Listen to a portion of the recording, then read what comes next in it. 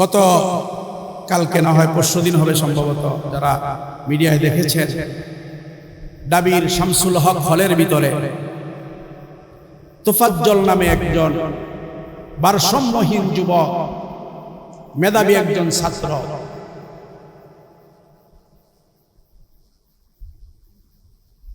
হারুনের বাতের হোটেল থেকে মানুষ যদিও জীবিত আসতে পারছে, কিন্তু যারা তথাকথিত নামদারি মেধাবী ছাত্র, এদের বাতের হোটেল থেকে তাফাজ্জল নামক ভারসাম্যহীন যুবকটা জীবিত আসতে পারে না।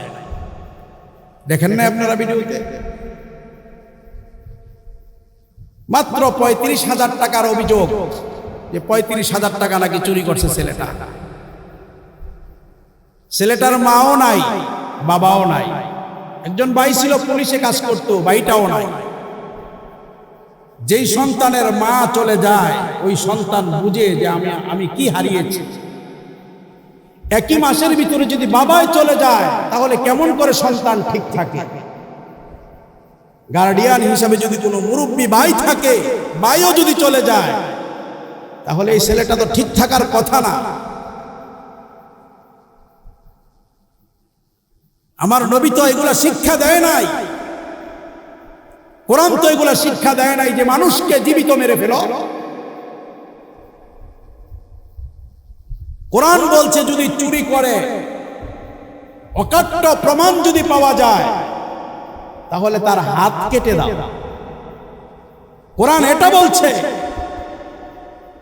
সামান্য ৩৫,০০০ টাকার অভিযোগ দিয়া যদি একটা ছেলেকে ৫-৭ জন ছেলে লাঠি পিটা করে, এমনকি কত বড় নরপিশাচ, এরা নাকি আবার মেধাবী নাম দেয়।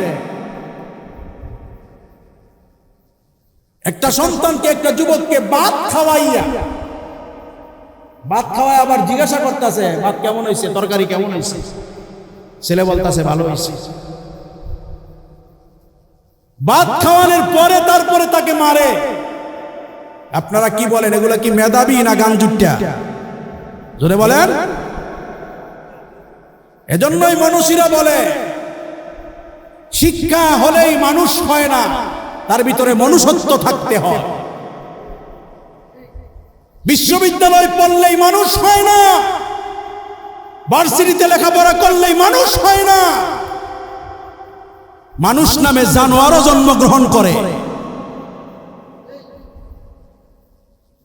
এখন মিডিয়া বলতেছে তদন্ত কমিটি, 7 জনের তদন্ত কমিটি। কিসের আবার তদন্ত? ভিডিও ফুটেজের মধ্যে দেখা যাচ্ছে কারা কারা তাকে পিটিয়ে মারতেছে। এখানে তো আর তদন্তের প্রয়োজন নাই। যারা মারছে যেমন ভাবে মারছে, ইসলাম বলছে, কোরআন বলছে তাকে যেইভাবে মারছে ওদেরকেও এইভাবে মেরে ফেলো। এটা হলো কোরআন।